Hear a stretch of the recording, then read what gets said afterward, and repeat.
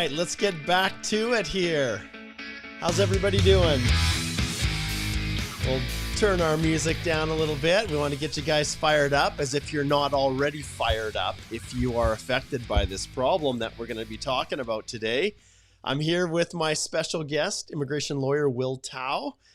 How's it going, Will? Great to have you back again. Yeah, thank you, Mark, for having me back. It's actually interesting. I feel like Ronnie Chang when he shows up on like the Daily Show or whatnot to like give his little updates. Like I have that feeling whenever I show up on your show. It's like I got some news to bring to you, and I'm looking forward to chatting with you. So this is wonderful.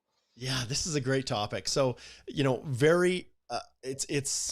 gotten to the point now where let me take a step back.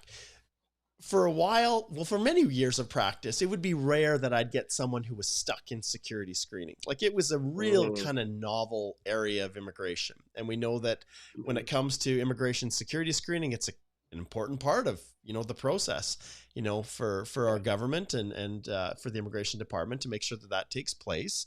But now more and more, we are starting to see people get stuck.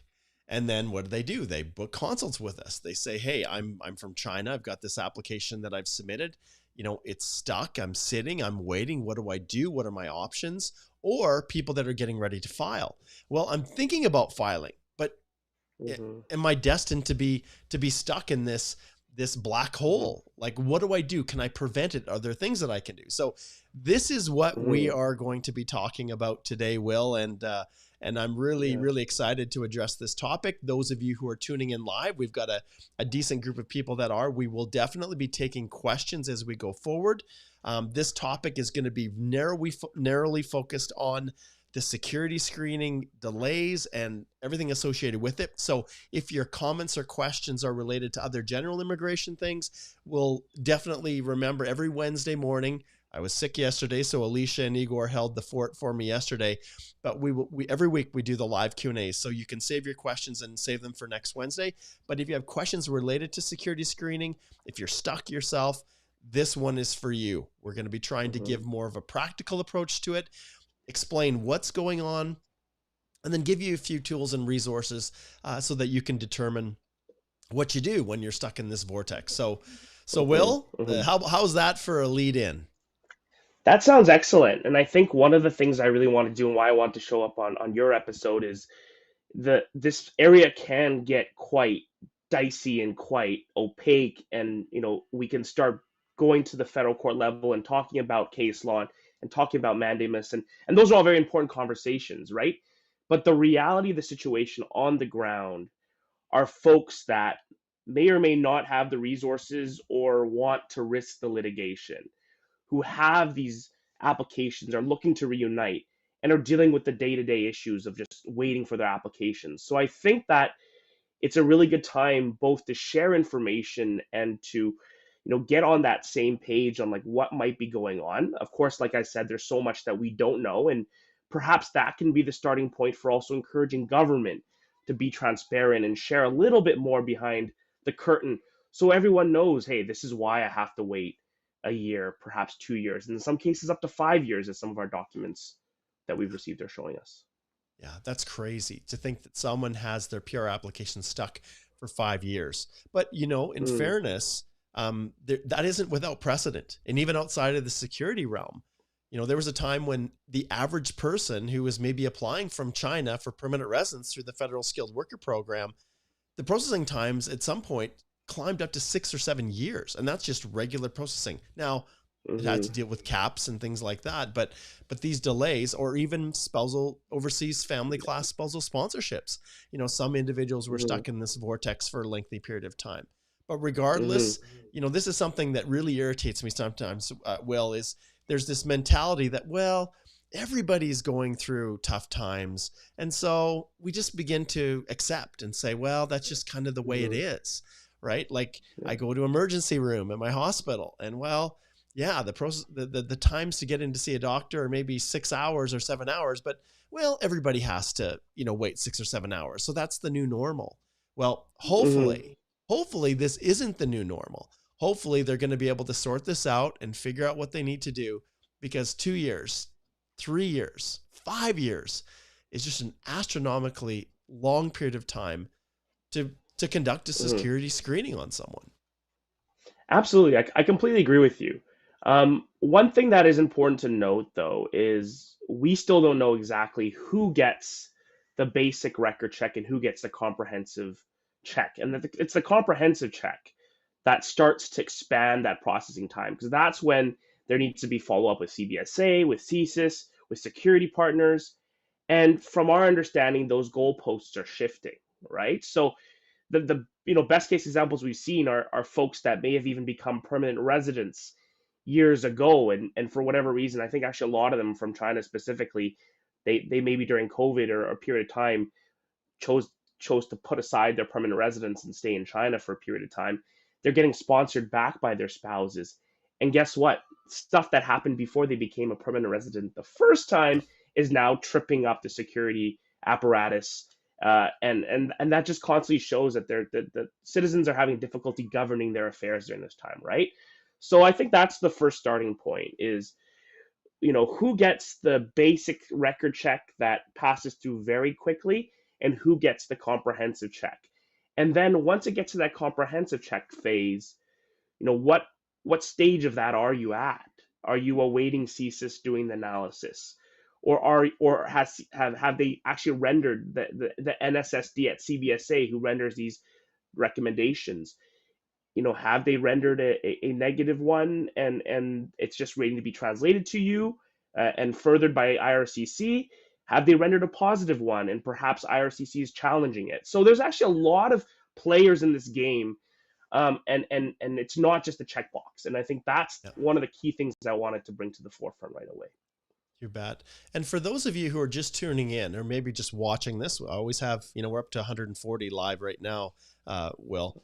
The reality is, for those of you that are just tuning in, oh, Mark's live, let's watch this. You may not understand exactly what we're talking about. So let's just, Sure. unroll it back just a little Yeah. bit and just explain kind of, and maybe Will, if you could do this, how does the security Sure. screening fit into the normal processing of a permanent resident application? We won't talk about work Sure. permits or study permits or temporary stuff. We'll just Yeah. focus on the permanent stuff.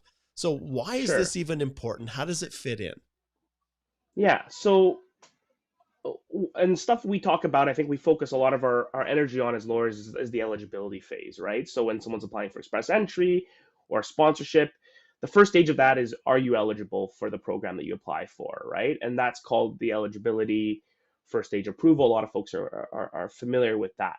But in the background, and before you land as a PR, they need to go through the medical and the security checks. And that's why they ask for those police certificates.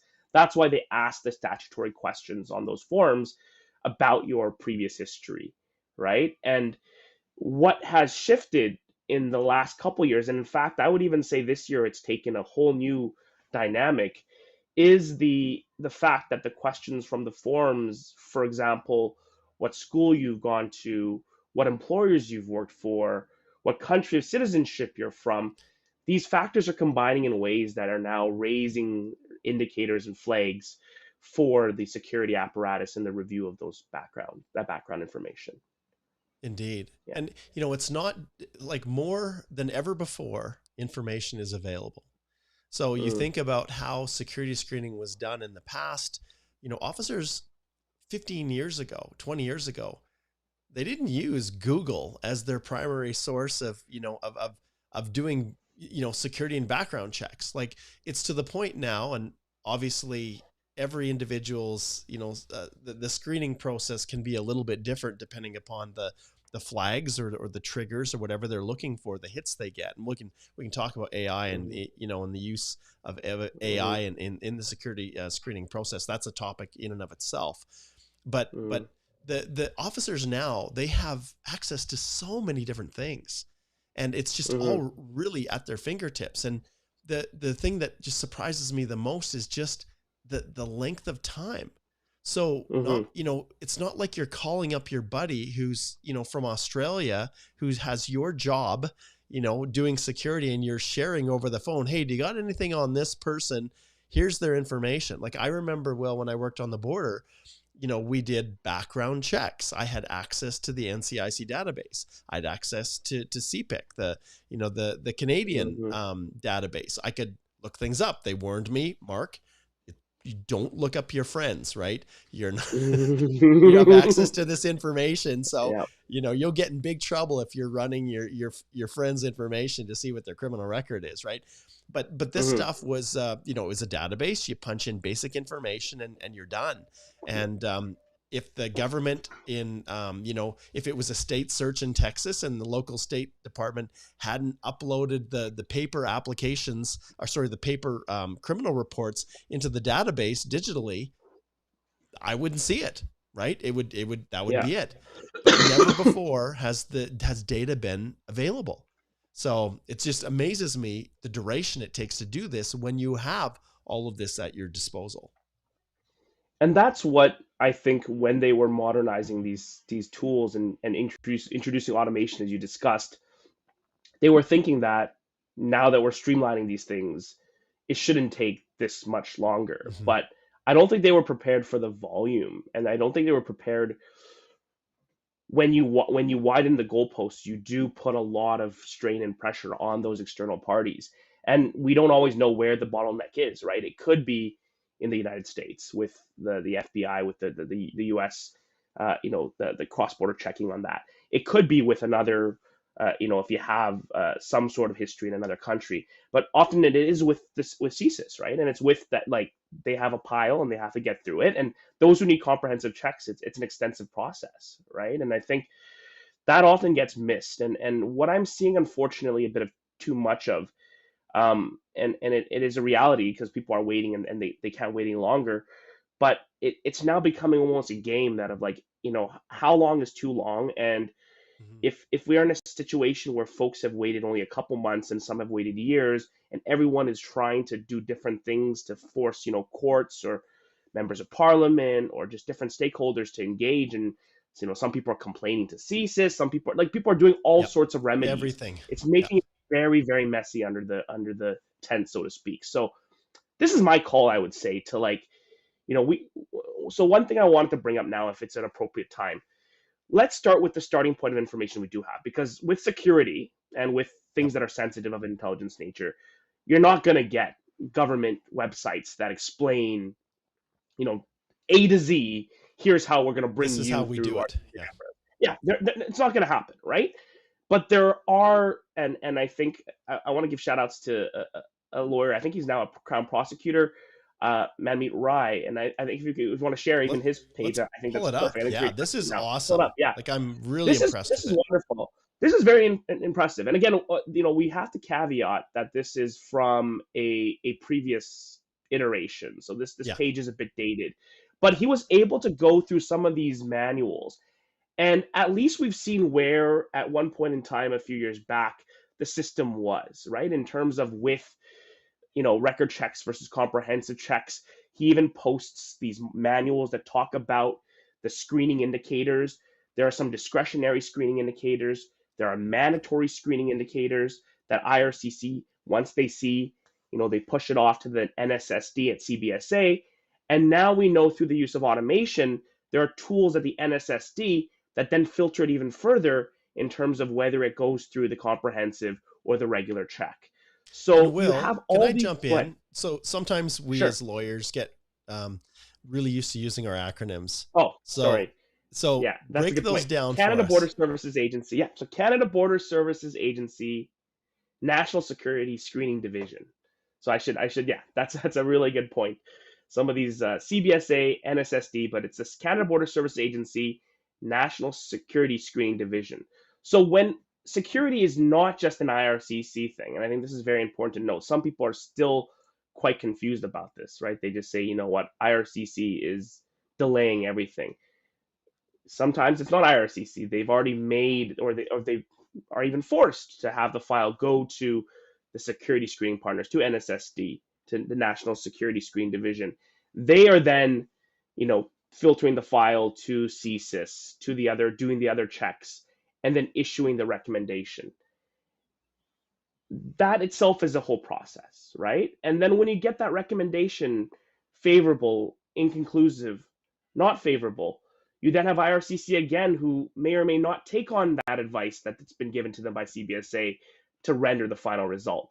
So it really is an application in itself when you get to that really detailed, comprehensive screening process.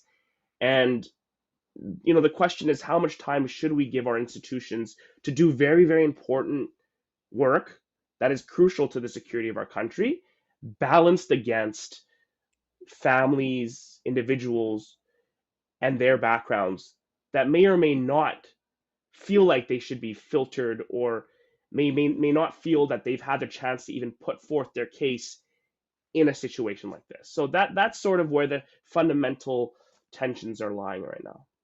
Yeah. And just for those of you who are wondering, what the heck is Mark showing us here? So you can search this. I'll put a link into the description of the video. And those of you, I should have also mentioned, I'll probably have to do a manual audio intro to this, but this is also episode I think it's 146 of the Canadian Immigration Podcast. Wow. So we will also have the audio version of this, and I'll have a description in the description. I'll have a link to this website, but it's called The Mystery of Security Screening for Canadian Visa Applications Unraveled, All You Need to Know. And like it's a dated site, but it has a really good overview of the distinction between, how background checks are done and this basically the evolution of security screening when it comes to the processing of permanent resident applications. And this is, it's a good resource to go to. And, where I'll give credit where credit's due. Like when someone puts together something like this, that really kind of pulls the curtain back and shows you what's behind a little bit, even though, like Will has indicated, this is older and things have kind of evolved. The basic principles behind this haven't substantially changed. And you can see there's some very, very simple little flow through charts. I'm sure these were pulled right from the officers, like the manuals, the program delivery instructions. But still, this gives a really good example of how it works. And we're not going to spend time, you guys, getting into the weeds with this, but I will put a link in so you can see. And shout out to this lawyer. He did. It's a really, really useful tool. Yeah. And I think it's good to mention at this stage that it's not just an issue that does affect permanent residents. It affects temporary residents. In fact, if you want to think about it, even folks who are permanent residents and go to the citizenship, I mean, the security provisions and the inadmissibilities, they keep going. Really, even someone could get their citizenship technically revoked, even if you want to go that far, if they had misrepresented or not mentioned something in the past. So there's it covers the whole duration of the immigration process. And the difference between temporary and permanent, and this is another fact that I want to bring up that a lot of folks often miss.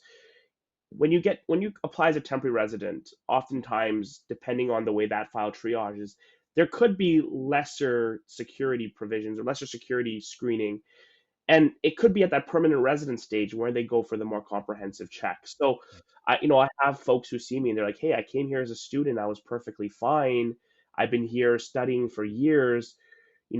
I should be okay. Well, based off of what the goalposts are with your permanent residents and with how they screen comprehensively in that stage, they can pull back stuff and look into things from the past. And unfortunately, what we've seen is it's kind of been indiscriminate in terms of certain folks. There's individuals who have come here since high school, and I know our friends over at Borderlines have talked about that on their podcast too, with Lev and in their episodes. Folks who haven't been back to certain countries in many years and who may have never worked there, but the way that they're filtering or screening for certain individuals based off of these patterns that they are recognizing is catching a lot of people who I know for a fact, because I'm having consults with them every day, they feel like they've absolutely done nothing personally in their lives to even warrant such a suspicion. But that's where we're heading. International relations is becoming just as important as your individual story. Absolutely, Will. And we can go back and we can talk about what some of the triggers were, at least more recently. And politics plays a huge role in this. And we know that, whenever a government has concerns internationally with the maybe overreach, or I don't want to use infiltration, but, espionage in general, they treat those international relations can have a direct effect on permanent residence. And so I'll pull up this comment here from Natalia. And actually, I'll pull up her first comment. She says, I found your channel 2 weeks ago, and that was a huge help for us. Thank you for your efforts. Lovely. You're very welcome, Natalia. But she says here, she says, does it depend on the applicant nationality? I'm from Ukraine. My security screen took way more shorter than my husband from Syria. So what are your thoughts on that, Will? Are there certain countries, and this is obviously a question I've got my own views on, but what are your thoughts on countries that are currently kind of under the crosshairs, of immigration? We don't know exactly what the indicators are that are filtering these files, right? Because those are going to be kept secret. And especially as we move to a more algorithmic-based system that's automated, the less and less likely we're going to be able to know exactly what triggers what in the system. Because once you find out, there's risks you can game the system, and this is sensitive national security. This is the top and top of protected information in terms of this process. But from our anecdotal experiences, yes, it has been Syrian nationals, it has been Russian nationals, it has been Chinese nationals, it has been Iranian nationals, Bangladeshi nationals, Indian nationals who've, of course, it's not easy to just call nationals.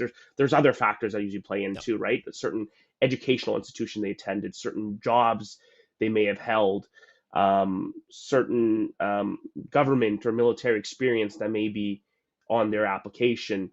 But these are the type of indicators that then cause this discrepancy and disbalance in the processing times. What are your thoughts, Mark, on from your... Well, obviously it's hard for me not to see politics infused in all of this. And I'm not going to get into all of the speculation over the impact of the whole, the Winnipeg lab situation and how much that has infused the challenges that Chinese nationals are now experiencing, the creation of that website with all the educational institutions and their decision to treat people differently depending upon where they, study domestically in China, all of those factors we can speculate, till the cows come home. And I wanted to shift here. And I just want to bring up one thing, a little topic, a next topic is myths too, right? And when we don't have transparency, then all kinds of conspiracy theories start floating. And it makes it really difficult for us as immigration lawyers to figure out where the truth actually lies. And you look at Chinook, you look at artificial intelligence and the implementation of that by the government and how secretive they've been. I remember sitting in, it must have been 2017, Will, and I never really gave it a lot of thought, but I sat in one of our meetings with the CBA and IRCC. KPIC was there, Acadie was there, and the main developer, I can't remember his name, main representative who was driving the AI initiative. They gave us a presentation on some of the things that they were doing. They had their DOJ lawyer who was responsible for it there answering questions. And I never fully appreciated how far along they really were back then. And we're always, what are we, 2 years behind, 3 years behind, whatever they've done. And we know just by looking at just the AGI world right now, we look at ChatGPT and what you can do just personally. And we know what's being released through, version 4.0 of ChatGPT is like 2 years behind, probably what they've already created in the technology that they haven't rolled out yet. So the scary part is how much is immigration how much are they beta testing AI in the use of the technology? And how is that now impacting the delays within security screening? Is it truly everything is halted because they were rolling over from their more manual process to the processing through more artificial means? What are the other factors that have come into these delays? But now when you go online, you have people coming up with all kinds of thoughts. And the hard part is when individuals who have an individual experience then apply that experience generally to everyone else and say, this is the way it is. So there, Mm-hmm. as far as common myths, boy, I don't even know where I would start with those common myths. Absolutely. So we speculate as much Mhm. as they do, right? Well, Yeah, no, I completely agree with you. And I mean, I'll just give you another example of one, and this is interesting. I don't know if you heard about this. I think is it called the F11 or the F12, but folks have been able to utilize the inspect button of their application, the status tracker, the application status yes. tracker, right? They've been able to use the inspect button of the application status tracker to get access to the source coding behind the actual sections of Yep. it. And then those codes, I don't know, have you seen this? Does the codes I actually have like, not seen this yet, but it okay, reminds me of something that I'm very sad to see gone. I'll tell you in a second, yeah. but keep going. But the codes actually like they figured out how to even code like the number that's replicated on the page inspect screen with the where the applications is in the security status review. So I mean, where people already have maybe even somewhat gotten into the system and done stuff like that, I think it's incumbent on the government either, hey, we want you to see this and we'll transparently tell you what this means, or perhaps you don't want them to see it and perhaps I don't know. I mean, if you can remove that section, but at least give us some clarity around some of those things. And that's the same thing with the security screening automation that you mentioned earlier, Mhm. right? Like, I have an access to an algorithmic impact assessment that's in draft form. It hasn't been fully published yet, Mhm. but in government publications that are hidden online, they've already said they're already experimenting with this security screening automation, which is what they use to send these files off to the various levels of screening, the NSSD, as I discussed earlier. And the whole idea of this algorithmic impact assessment is you're supposed to have these vetted and then posted before deployment, but projects are already being deployed before public even sees the information. Yep. So the timing of all these things is getting very confusing, and people are starting to fill in the gaps with speculation.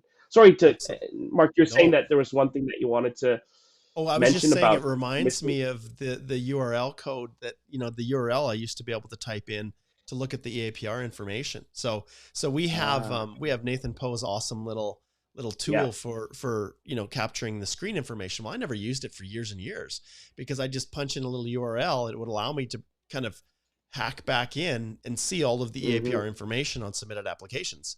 Then Hmm. eventually it disappeared because everybody was sharing it. All the smarty pants. Oh, Hmm. look at me. Here's a secret way. And I get more views on my YouTube channel. I was like, oh, you idiots, don't say anything.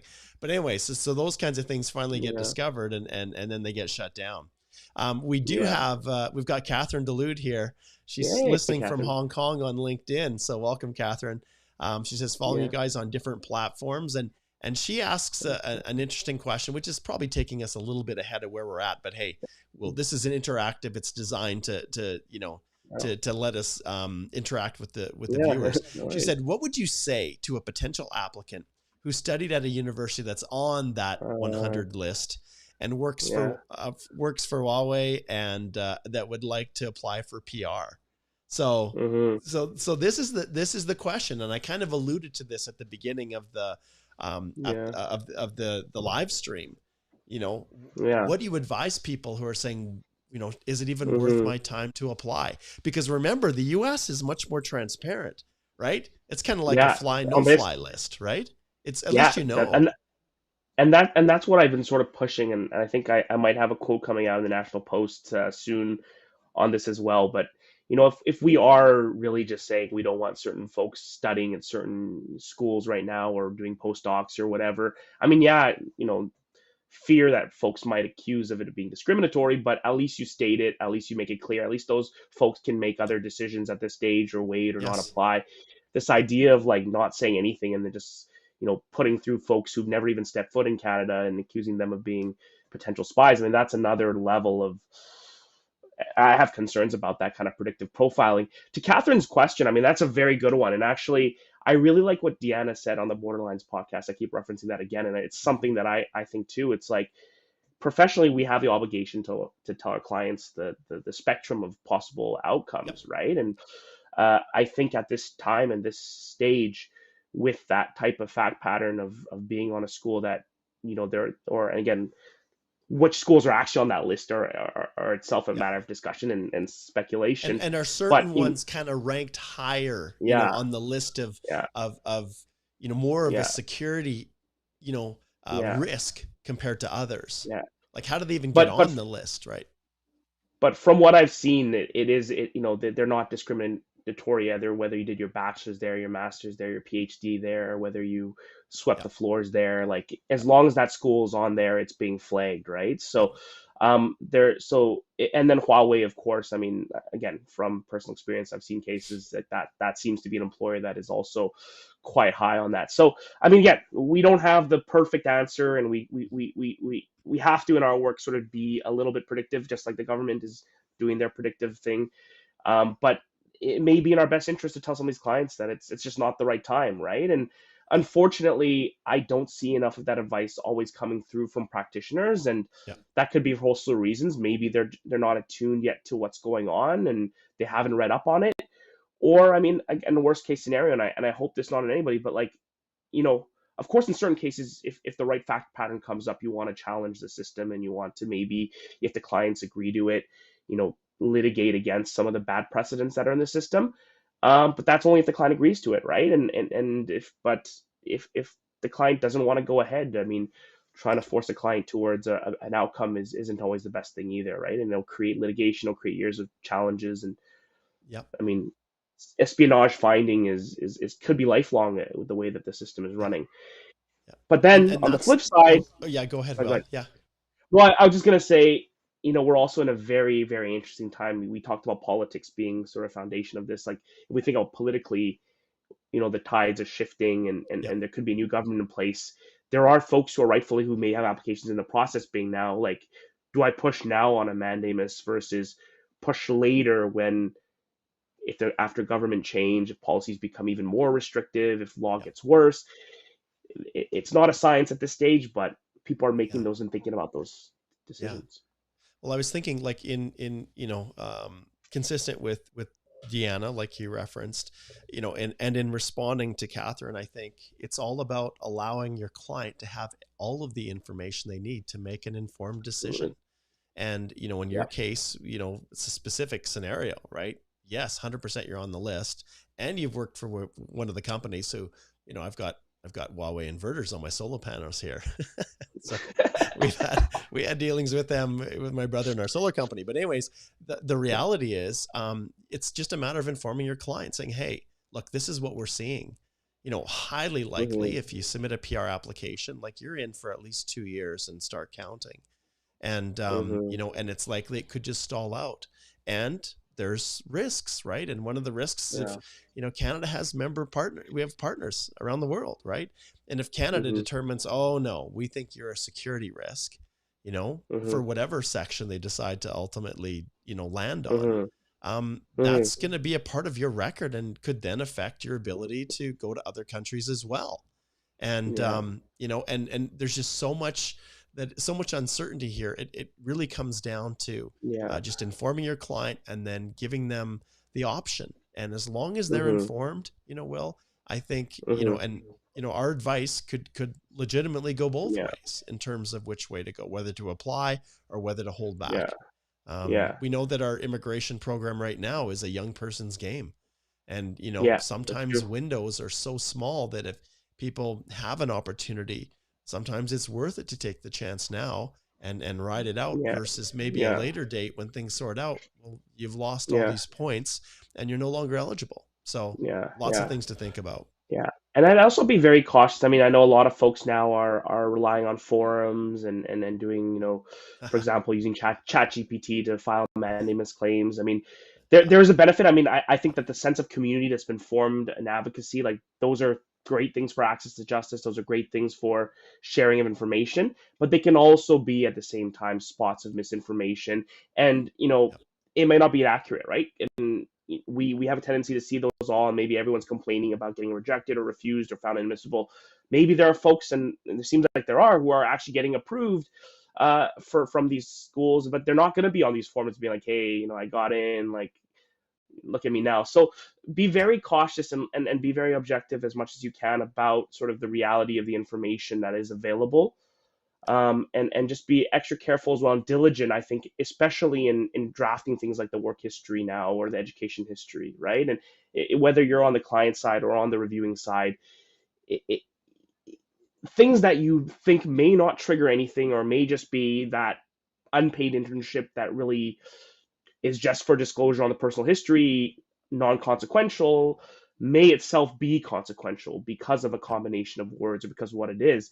That's not to say you shouldn't disclose, because that could be misrepresentation, which is the double-edged sword of, you know, any things like this. I mean, I've actually seen someone come see me who mentioned that they had renamed something, a different name on one of Oh, their oh, employment history, oh, and again, I don't know what the context of any of that was, but these are the type of things though that are going to be scrutinized and looked at extra carefully, right? So yeah, this you're facing misrepresentation on the left hand, you're facing security concerns on the right hand, and to navigate that space truthfully, transparently, and with this kind of anticipation that you may have to get prepared for that next step of answering to concerns.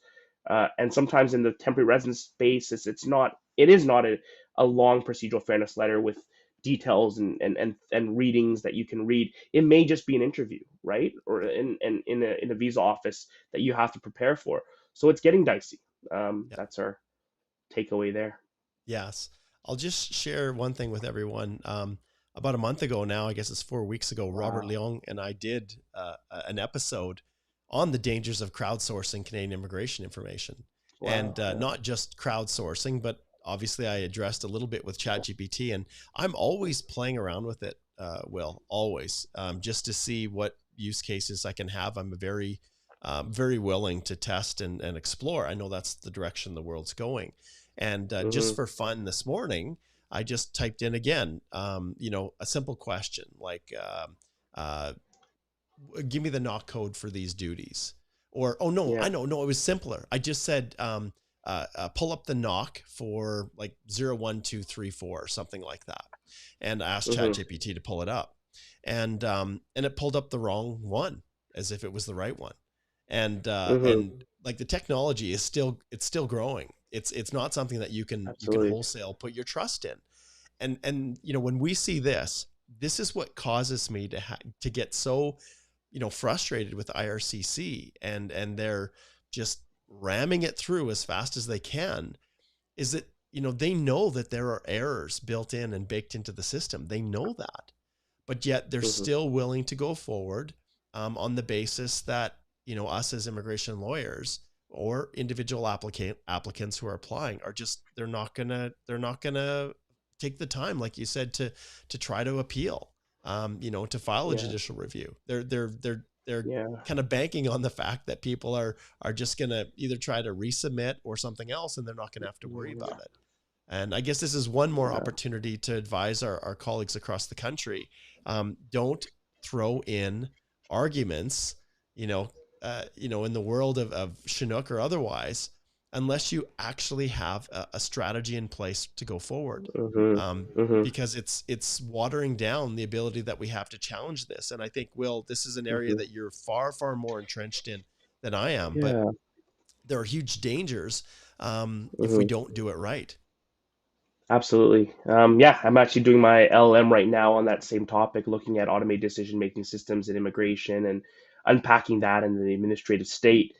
Um, what you said is absolutely correct. Like, these systems are very, very complicated, and we've only started to scratch the surface. And we only have, and I've used this metaphor so many times, it's getting a little bit old, but 500 pieces of a 1,000 piece puzzle, Yeah. and we're trying to put together what we can to show what we can in order to force the government to open their hands a little bit to show more on their end, because we saw what happened with Chinook. We saw what happened with some of these technologies that were pushed in a bit more. And unfortunately, the regulatory environment around these technologies, for example, the algorithmic impact assessment, which is, and the notices, which are the only sort of public facing side the government shows, are watered down, are very reduced in what they show and explain.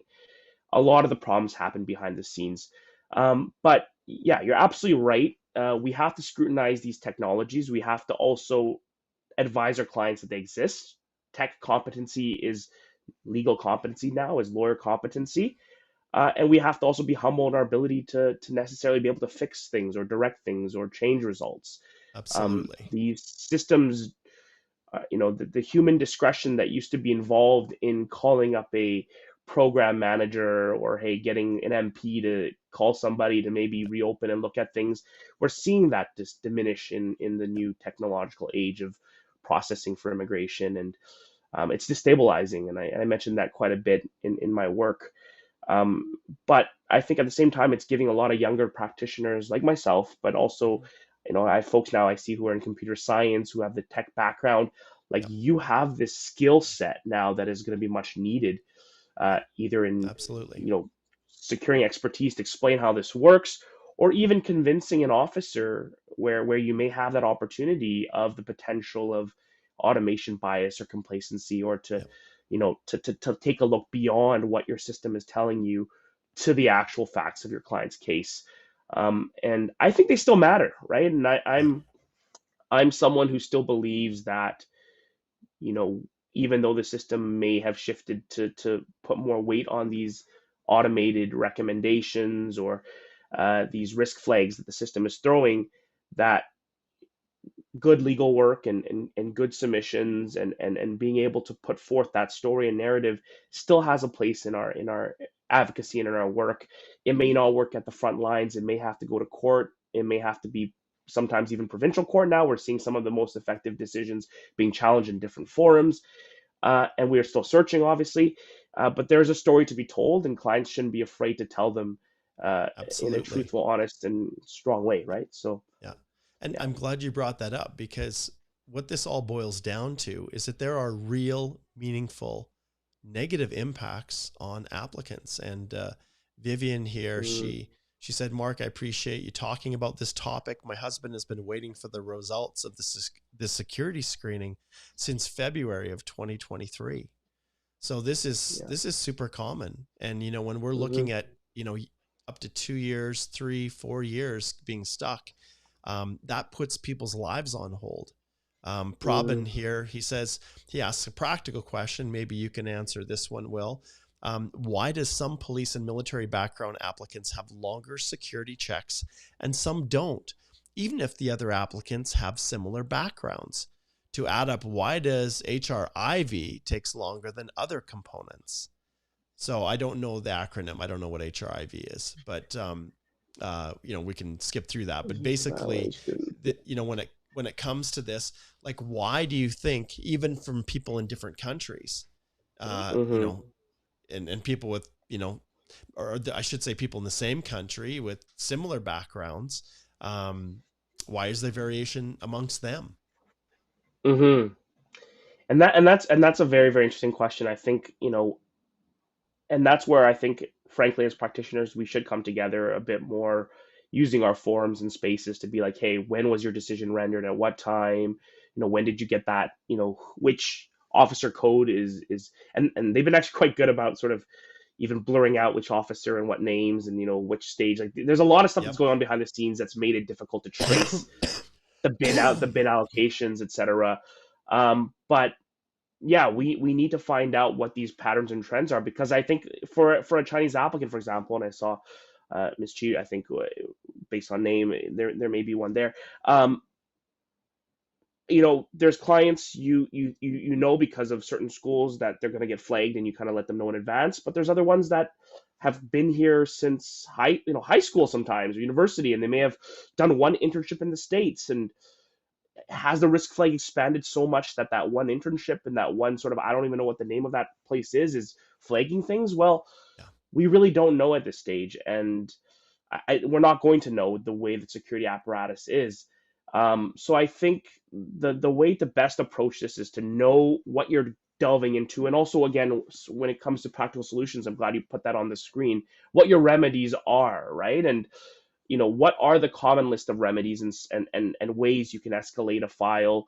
Mandamus has a lot of, unfortunately, going back to your earlier thing, misconceptions and myths about it, right? There are people filing mandamus because they've been delayed 3 to 4 months, and it's being told to them that they can do it themselves, or perhaps a ghost consultant is representing them behind the scenes, and they're just saying, hey, pay us this money or just do this. Your file's guaranteed to be, you know, dealt with, and you're going to pass through security no time, right? And some of these are absolutely myths, right? And then you get to the situation where the courts are getting these copy and paste chat GPT style memorandums, which themselves are actually, again, it's not a hard enforcing rule, but there is a rule, there's a directive now on the disclosure of the use of AI at the federal court, that should be followed.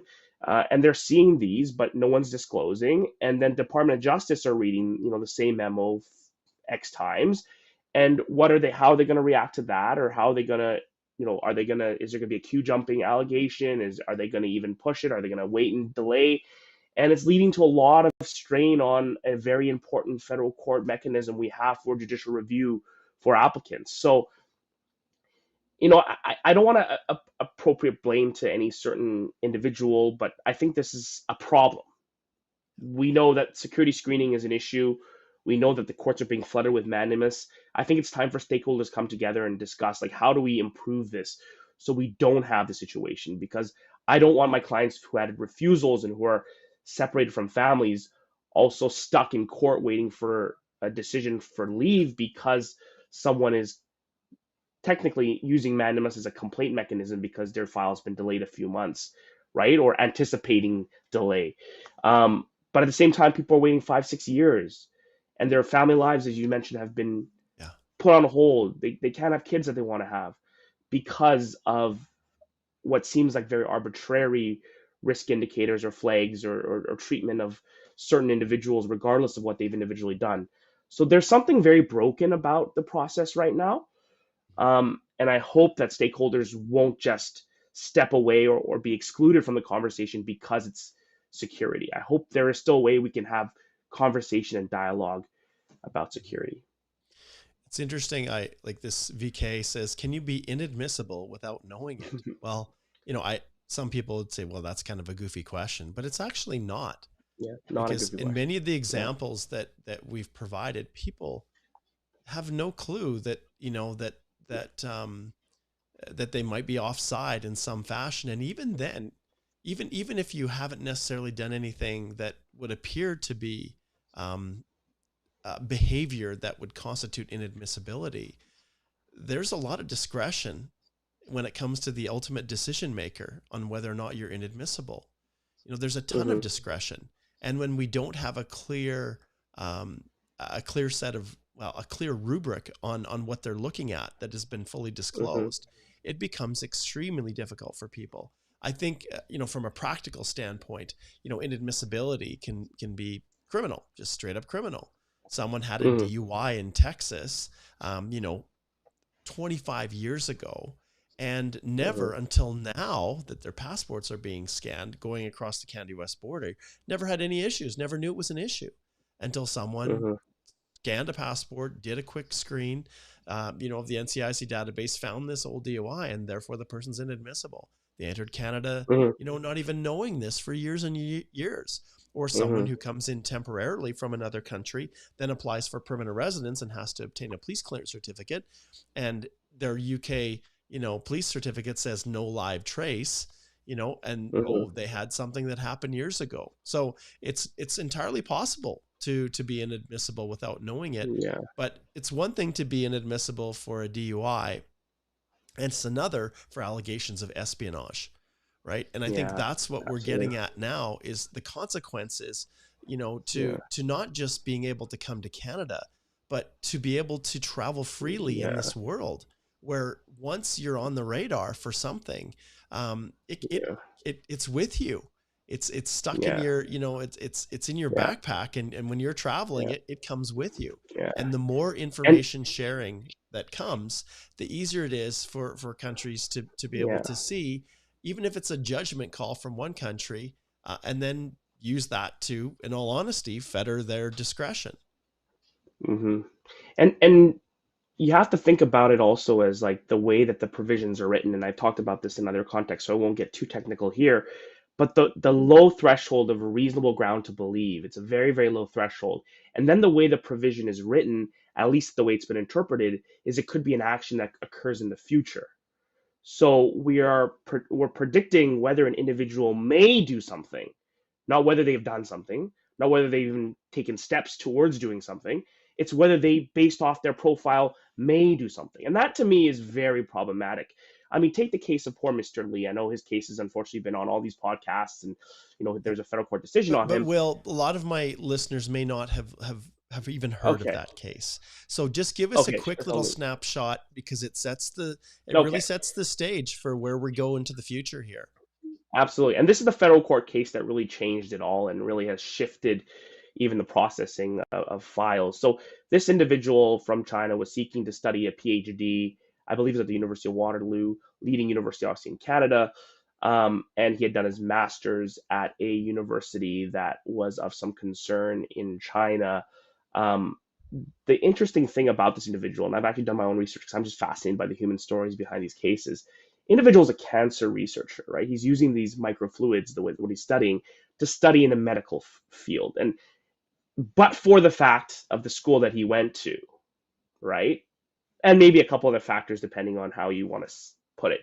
This would be someone who could be a future cancer researcher in Canada. But he went to a school that the intelligence information shows has a tie to the military of China, right? So, and has been in the subject of several intelligence reports. I think the challenge is, and it goes back to like, do people know, like the question that was really aptly put, the knowledge of folks in China of some of these things isn't going to be that great. I mean, that's the nature, and that's what makes these cases very difficult to challenge, even from an applicant's perspective, is if you are being shown evidence from foreign intelligence of Five Eyes intelligence that there is a concern with your school and there's a concern with the roots or what it may done or its training of certain individuals, it's not like you can come up with evidence very readily that suggests, hey, my school is normal, it's one of the top best. I mean, any evidence you rely on necessarily probably has to come from the country that you're at, right? I mean, you can expand that to other countries, Iran, other things. So I'm not just specifically speaking about the Chinese context, but the people that are facing these concerns are from countries where sort of by operation, the information flow between Canada and that country may not be very great. So you're really fighting, bringing a knife to a gunfight in these contexts, trying to prove. And again, I represent several clients now that have been in some of these flag schools. They were, in athletic teams. They were studying undergrads as regular students. They had no clue. They were not part of affiliates for the parties or any politics.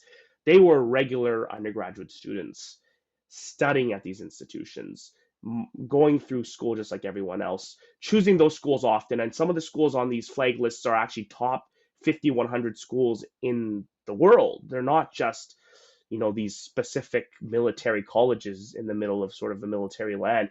These are just normal schools where top students go. And they are now being accused of being spies because they went to those schools and because of the functioning of the larger international relations regime and apparatus. So it's very jarring for them.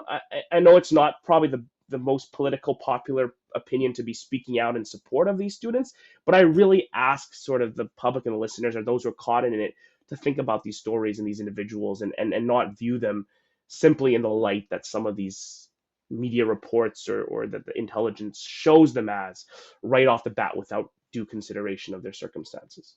Yeah. And that's a very good point, Will, because no one is going to disagree with the underlying rationale of the importance of security screening to protect the safety and security of Canadians and to maintain the integrity of the immigration system. So no one is going to question that. They say, well, we do it to prevent criminal activity, to counter terrorism, uphold our international security agreements, right? What are some of the other rationales? I've got a list here that I was thinking of. Obviously national security, public safety, and like I said, the maintaining the integrity of the immigration system, those things. So no one will ever, disagree with that. That's an essential, critical component. We want to ensure that those things are in place. But the key question to ask is where is balance, really.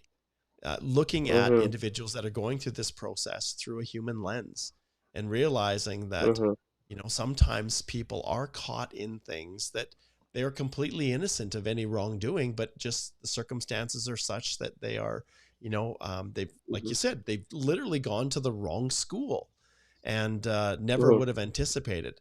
And recognizing at the same time, like when this, robust screening goes through, they may very well catch people that this whole system is designed to catch. And, and I think some people, sometimes you look at our whole criminal justice system, right? Will, and, we are, there's a different standard there beyond a reasonable doubt. And we have that for a reason, right? The whole concept of letting however many guilty people go free so that we don't convict someone wrongly. And when I look at the security screening, it's a different standard. It is, we definitely treat foreign nationals different than we treat our own citizens, and every country has the right to do that. But it's absolutely, the human story can't be neglected. It can't. Well, and that's why I think, go ahead. I'll finish with a few more comments, and then I want to give our listeners, as we sign off, just some practical kind of solutions. And we've hinted at a few of them, but maybe we can just lay them out in a more discrete roadmap as a final takeaway, so that they know, if they're in these situations, what options are available realistically and where they can go from here.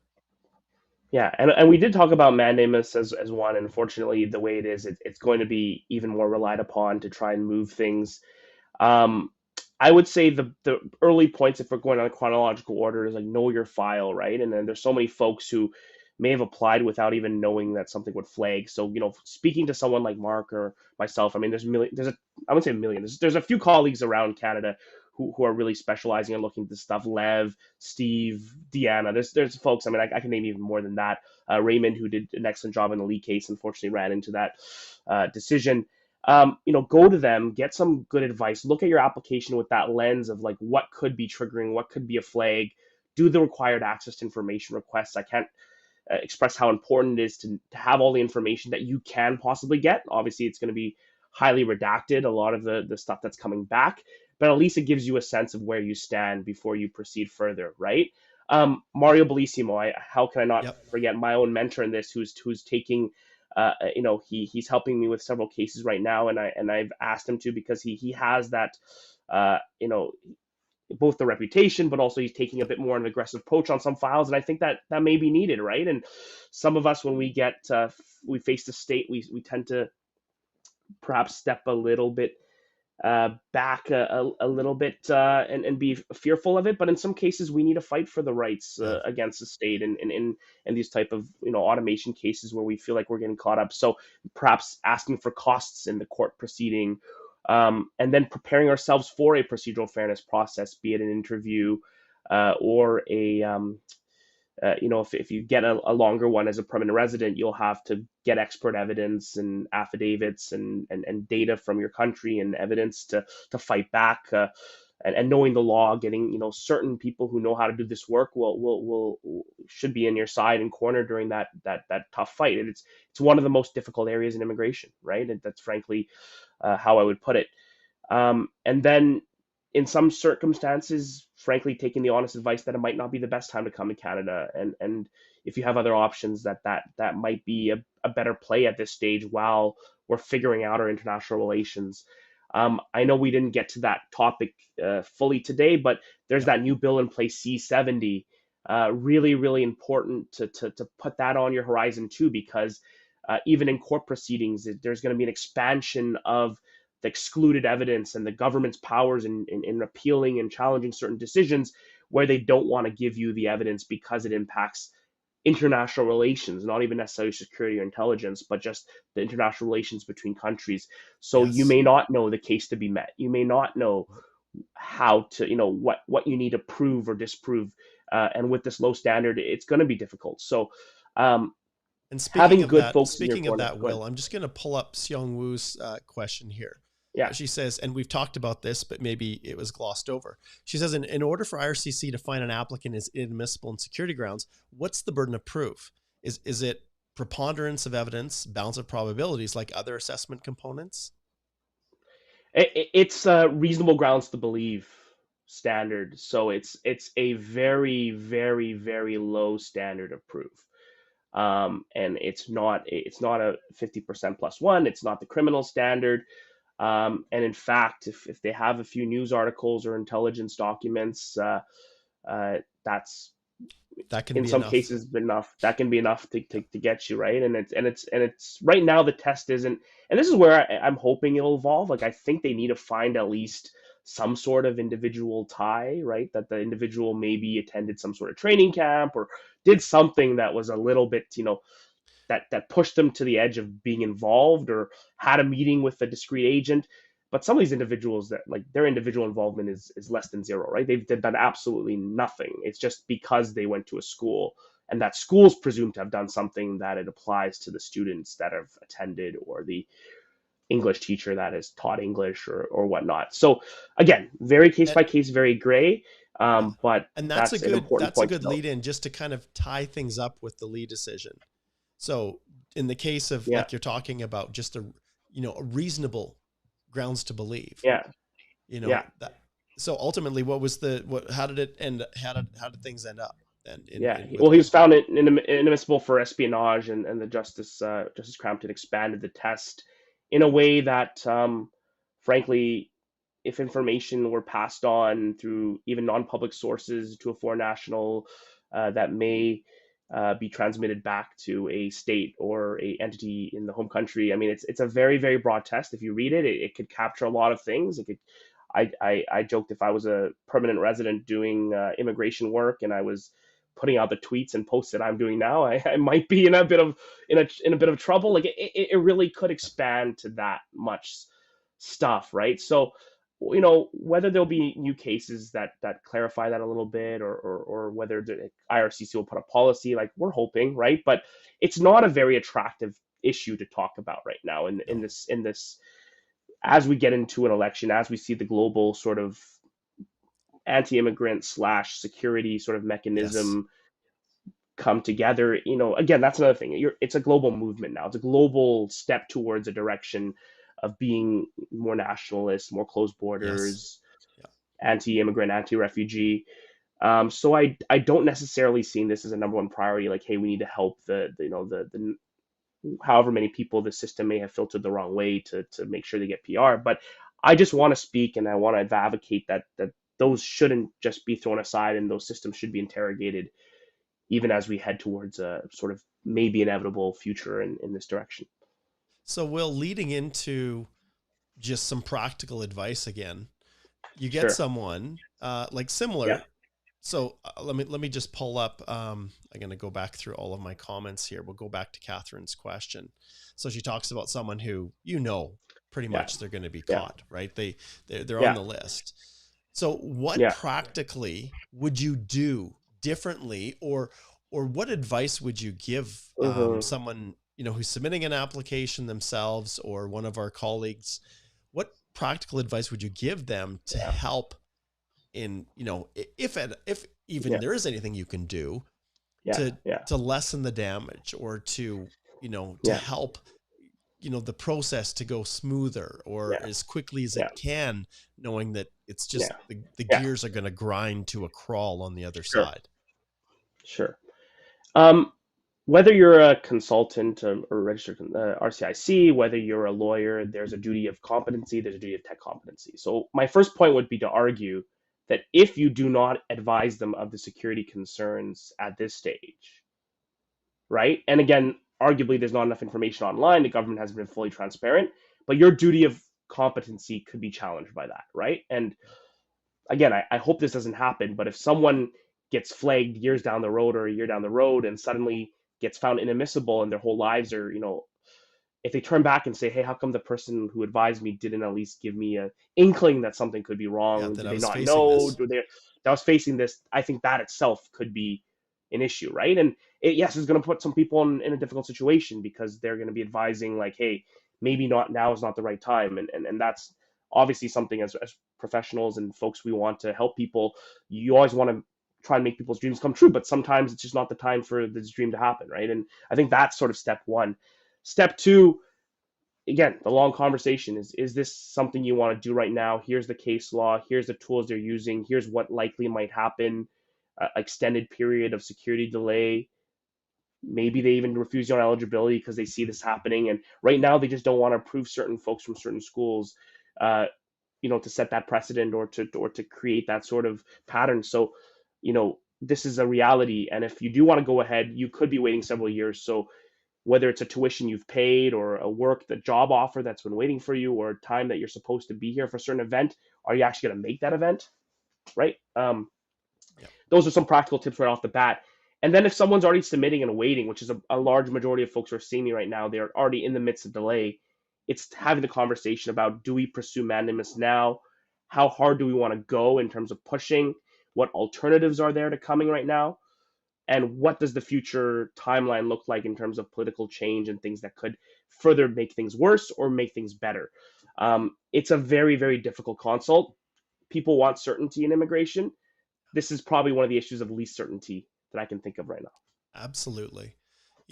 One thing I will add, and my advice does not change, whether you are on this, the 100 list, or whether you are, from a country that has no history of security concerns with Canada. My advice does not change. I believe in being fully transparent and actually proactive, to the point where if you see that you have studied at one of these schools, let's say if you're from China, or that there potentially could be something in your background that IRCC may want to take a better look at, I never, ever conceal that or keep that in the background, or try to, almost minimize it to the point where you omit it, which of course, anything like that, you never want to do. Yeah. The last thing in the world is to say, oh my goodness, my school's on that list, I'm just not going to list it in my personal history. You are never, ever going to do that. Instead, what you're going to do is you're going to get good advice. And like Will said, there's a lot of really, really good reps out there, but you're going to get good advice. You're going to map out your strategy. You're going to look at the problem areas and you're going to deal with them proactively. And, in cases where I have clients where I know they've got problems, those submission letters from counsel or letters of explanation, if you're filing on your own, that take that issue and don't hide it, but put it right out there. And when you put the issue out there, you say, yeah, I went to that school, but here's what I did when I was there, and this is not something that's requested in the application, but I do it proactively. When I studied underwater basket weaving. That's my background. I had no connection to anything, or I was required to be a member of the party in order to get into school. It was the only reason. My family has no history of being, involved in any way, and so I really, really try to put it out there and then frame it the way I want the officer to see it. The last thing in the world I want is to put sparse facts out there and then allow an officer or the CBSA or CSIS or whoever it is to take those little sketchy facts, find some other ones out there that they are misinterpreting or applying very generally to your case, and then formulating their own opinion in isolation. I want to lay it out there and frame things the way I want them to see me and my client. And so that's the one piece of advice that I could give people who are stuck in this above any others is to be proactive, disclose, give the information, frame things the way you want them, versus letting immigration come to their own conclusions. And as a former immigration officer, I can tell you, when people do that, and there's a lot to this that comes down to credibility and whether or not they believe your story or believe you or trust you. And when you're being proactive like that, yes, I'm not saying that they can't still find you to be inadmissible on security grounds, but if they're bent on doing it, they're going to do it. But I would rather cut to the chase, address it head on, and then let chips fall where they may. Now, some counsel may not be that way, but that's how I address it. Will, I don't know what your thoughts are on that. Yeah. it's a matter of timing and knowing also what your steps are and what opportunities you might get to tell that story. And I think what you mentioned is very important. You need to get that story out there, whether it's in the initial application in some cases, or there's going to be a procedural fairness letter, but you're prepared well in advance for that to be your Waterloo, or where you put in your affidavits. But I agree with you absolutely fully. And if you do, for example, a study plan or a letter of explanation, you are on this sort of risk area, and you're at a school that's of concern, or you've worked at an employment of concern, and you're going to somehow put it in there but not put it in there, and mention it as if this problem didn't exist. I think you're also doing yourself a disservice, and you'll have more difficulty trying to switch gears 180 degrees later when they Yeah. accuse you of something, right? So you definitely have to lay the foundation for what you're going to say.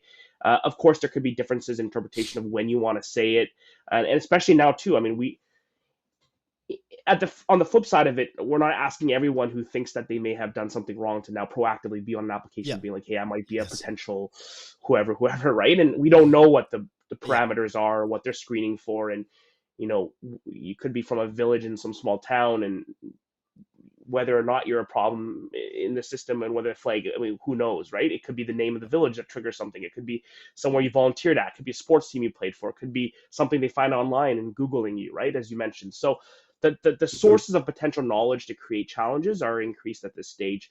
But to be aware of where things could go and to find spots of entry to tell that story, so important. Affidavits, because the courts are going to look at those, are becoming increasingly important in areas like this, right? Because as Mark mentioned, credibility is everything. When you make an affidavit, that's a sworn statement. You're swearing to certain facts, and it's punishable by perjury if those facts are incorrect.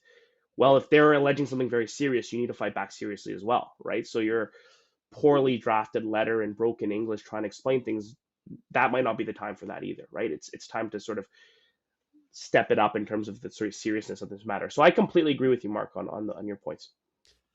I'm going to pull up, like we've covered a lot of ground here, and I know we've been going a long time, and I've been battling a Sure. cold the last 3 days, so my voice is just about gone. But Well, I did want to end just with a few sure. last questions that people had posted. I've been trying to pull them up, but there are a few that I want to address. I'm just going to slide over here. We've got a little bit more room for these questions to pop up.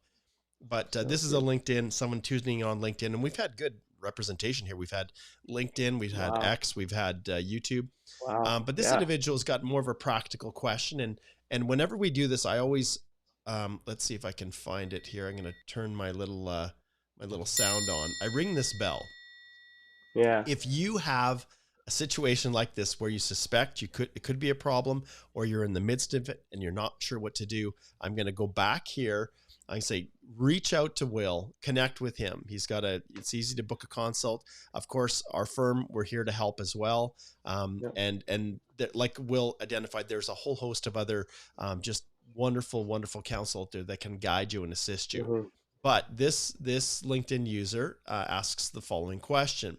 They say, Hmm. would you advise a non-Chinese who studied in those 100 list to go for writ of Hmm. mandamus after a long processing security delay? If yes, how long should the processing take before the applicant can file for writ of mandamus? And this is a pretty open question, Will, that we probably get more than Yeah. any other when this, when Yeah. the facts suggest that, the one option is mandamus. Like, how long? Hmm. What would you Yeah. advise someone if their application is stuck, as to, when you should Yeah. start thinking about mandamus? We know it's not 3 or 4 Yeah. months. Okay. We know Yeah. that. Yeah. But is it 2 years? Is it Yeah. 1 year? How do you make those decisions? And what would you advise this anonymous LinkedIn user here? Yeah. It's a very, very good question. And it's fact that the conversation of so many of my consultations recently with affected individuals. Um, a lot of it has to come down to their plans as well, right? And I mentioned earlier, like, what are they coming for? Is that still on the table? Is it, for example, school willing to defer studies a little bit further, or a job willing to extend an offer a little bit further? It depends on family, right? Sometimes families caught up as well in it with their own delays. In some other cases, a company family didn't go to one of those schools or aren't being flagged, and maybe the family plans switch where that person becomes the person who brings the child into study or accompanies. Of course, family separation could be a natural consequence of that too. So as much as it's sort of a traditional lawyer answer, it is very case by case. And also, you see IRCC starting to pull the estimated processing times from certain websites and certain things. There's an active effort to kind of no longer state that there's an average processing times, because Yep. on one end, if you're automated through some of these triage systems, these advanced analytic systems, you could be approved very, very quickly, right? With Very quick. a limited security screen that doesn't involve very much interception of what could happen. I mean, that's creating its own challenges at the port of entry right now with CBSA, et cetera. That's one thing. But for other folks, it could be on the entire other spectrum of, as some of these documents recommend, comprehensive screening up to 5 years. So my answer would be look at a case by case. I probably start at about the 1 year mark in terms of thinking about this as an option. But it depends also on the application category, what the government has said, the impacts, prejudice on you. I mean, you have to look at the mandamus test too, right? That's the test you're eventually going to have to convince the court with. For some people, that prejudice is very obvious on the face, and for other folks, it's not as obvious, and there may not be as much prejudice, and there's still good jobs and everything's still going on at the home country. There may be other plans as well for other countries to immigrate to. So there's no one size fits all.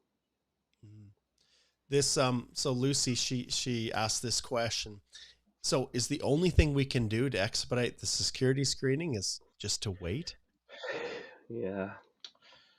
Well, that's the question that everyone, and actually some of the crowdsourcing of solutions has come up with different things. And I hope that there's some clarity, because the fact that folks are now trying to complain to CSIS separately or find folks to like contact CSIS on their behalf to like complain, like it's taken immigration to a whole new different direction that I don't think the initial folks probably foresaw when they came up with. I did not foresee this, Will, when I decided Yeah. to basically focus my practice on immigration when I was at Gowlings in Calgary. I had Yeah. no vision. It was a blissful world. The Yeah. officers were my friends. I just finished, Yeah. working on the border and working with the hearings officers. Man, I could fix anything.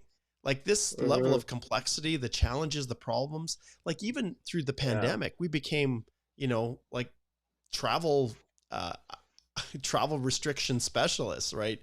It was, Absolutely. orders in council, all these things. It was just it was a complete shift to our practices.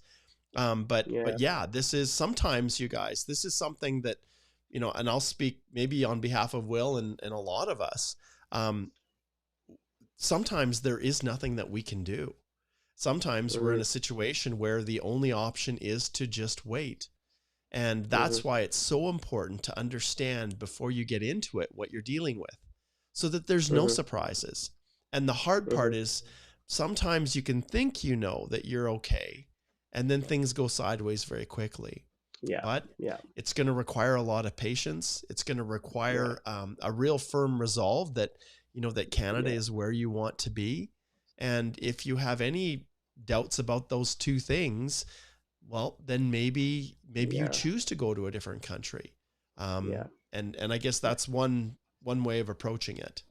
Yeah. And also, I mean, just to pass on some advice that I got from my mentor, Mario Bellissimo, recently, especially if you're thinking about pursuing the mandamus route with a request for costs, and if your file's been a long time, like get ready for that procedural fairness process to start as well, right? Like start from day one. There may be a very expedited process. There could be a time when you right now you want to expedite, but as soon as they send that very detailed, 10-page procedural fairness letter with like a literally essay's worth of intelligence information that you need to read and respond to while struggling to find your expert who's a needle in the haystack in the United States somewhere, hopefully, who's a scholar in this area, you might want the absolute opposite. You need more time to now respond to things. You need to get your ducks in a row. And so you have to do this whole thing of like, you want it to speed up, you want to get something out of it, but you're also prepared for that worst case scenario. And, just from news stories, IRCC, sometimes they disagree with the finding from the security partners from the National Security Screen Division. Sometimes they have a contrary opinion. That's what they call it.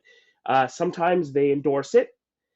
Sometimes maybe there was no negative or inconclusive finding, but the IRCC officer, based off their own knowledge or whatever the directive at the time is, may want to do their own investigation and put in their own evidence forward of concerns. So this can go a whole slew of many different ways. And I think that knowledge of that and preparation for that is crucial while you're waiting. So it's never truly just waiting. It's preparing and waiting at the same time. Yes. Well, I want to thank you, Will. This was another great, a great live stream that we've done. I'll be honest, I think this one is probably the most watched. I think this broke our record for the number of live users, live viewers, I should say. Understand, everyone, that this is an evolving area.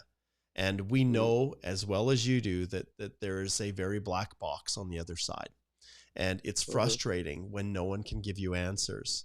And it's doubly frustrating when you try to do ATIPs and things like that, and everything is redacted.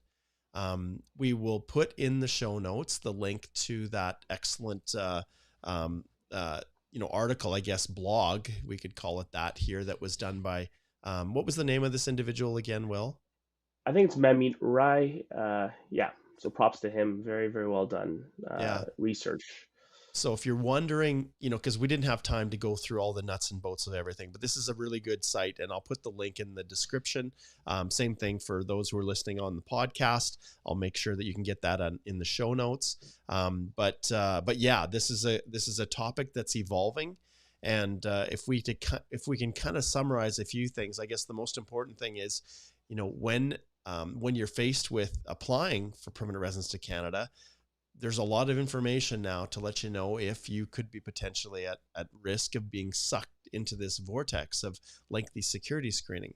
So right at the beginning, make a decision. Do you really want to come and know it, go into it with eyes wide open that this could be a possibility for you? And if that's what you decide, then fine, you go for it. We're definitely not saying, if you feel you might be a risk for lengthy security screening, not to proceed. That's not the case, but know that it's an issue.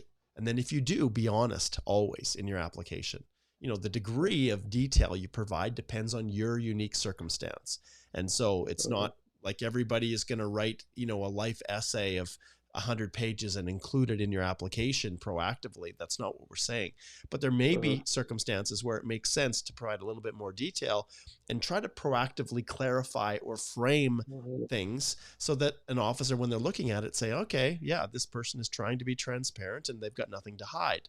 And then if you're stuck in the process, there may reach a stage where it makes sense to consider filing a mandamus application. Will has suggested that maybe after a year, and Will, this isn't after a year of filing, right? This could be a year stuck in security, I would say, right? Exactly. Security that process could start at different times depending on your application. Yeah, exactly. And then ultimately, what do you do when you get a procedural fairness letter? Well, you're going to seek help for sure. This is not something that you take lightly, and I'd strongly encourage you to seek help from counsel. And at the end of the day, like I said, the links are here for you to reach out to Will and our other colleagues. Are easy to find across the board.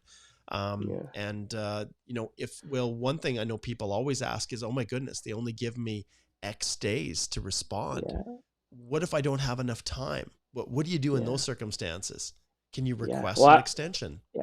Yeah. Can you request an extension? Can you have some time to prepare? It depends whether you also have a federal court matter going on at the same time. And that's another thing I wanted to speak to your listeners about. Like, if anyone is in the unfortunate circumstance of having been found inadmissible for espionage, for having never actually done anything that could have raised concerns, and who feels that decision has been not reasonable or unfair, like, please reach out to counsel. I'm not saying it has to be me, but like a counsel, we need more cases to be able to bring these type of challenges forward to the court and maybe get them to rethink about the implications of decisions that they've made in the past, and think if there's a better way to narrow it down. And not only just individually, like, right, there's membership provisions as well. It's an expanded, and beyond that, there's human rights provisions, there's organized criminality. So this is just really a microcosm of a whole slew of security issues that are in the act, and really important to address. Absolutely. The world of security screening is changing, evolving, and we will definitely be back to talk more about this issue. It's a very, very it's a burning issue right now as we see how things are unfolding, and law is transformed and made through the facts of individual circumstances. And like I'll reiterate with what Will said as well, you may be a situation where you get the procedural fairness letter and you think, well, this is simple. They're just asking a few questions. I'll respond. And then boom, you get the refusal and you're found inadmissible for some serious things. Obviously we'd love for you to reach out at the PFL stage and not wait, because that's the best time, when these things are being brought to, the possibility of a finding of inadmissibility. But by no means, just roll over and just accept it. Seriously consider challenging. And if the circumstances are right, you could be the one person that makes all the difference in the world with this very, very difficult situation. And I'll finish with one last comment too, Will, before I pass it off to you for some final remarks. But we understand as immigration lawyers the need for national security. So I don't want anyone who's watching this who thinks, oh, these immigration lawyers, all they care about is, lining their pockets with money and getting their clients in at all costs. That is not the case. The integrity of our country and the security and safety of Canadians and permanent residents and people that live here is 100% important. But it's about striking the right balance, and that's how you strike it, by considering all sides, considering the circumstances of individuals, and just finding that balance. So I'll turn it off over to you, Will, for some last comments. It's hard to follow your statements, Mark. You've told everyone what they need to know, and I just reiterate that, our commitment and my commitment personally is to continue to advocate and continue to look into these issues. I mean, I'm spending a lot of my time. This is not for any particular client. It's not for any particular thing. I'm on a journey to understand how these systems are working, and whatever little bit I can do, or people I can recommend you, it's all a collective effort. And I think those who are impacted by this should themselves come together. And I know it's hard to put your neck out in a time when they're maybe looking or screening, but work together and figure out a way to advocate and to represent in this difficult time. Absolutely. Well, Will, thank you so much, my friend, for connecting in and joining me on this. Thank you so much. Be back again. All right, everybody. Absolutely. Take care, everyone. See you later.